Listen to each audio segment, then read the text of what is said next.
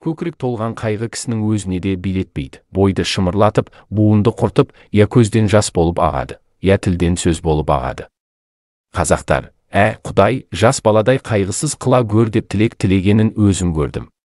Онысы жас баладан гөрі өзі есті кісі болып, ескермес нәрсесі жоқсып, қайғылы кісі болғансы ғана.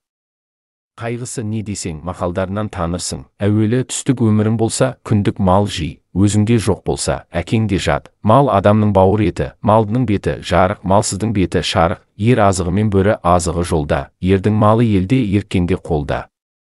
Берген перде бұзар, алаған қолым береген, мал тапқан ердің жазығы жоқ. Байдан үмітсіз, Құдайдан үмітсіз, қарның ашса, қаралы үйге шап, қайраны жоқ көлден без, қайыры жоқ елден без деген осындай сөздері көп, есепсіз толып жатыр.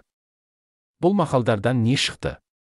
Мағлұм болды, қазақ тыныштық үшін, ғылым үшін, білім үшін, әділет үшін қам жемейді екен, мал үшін қам жейді екен, бірақ ол малды қалайша табуды білмейді екен. Бар білгені малдыларды алдап алмақ яки мақтап алмақ екен, бермесе оныменен жауласпақ екен. Малды болса, әкесін жаулауды да ұят көрмейді екен.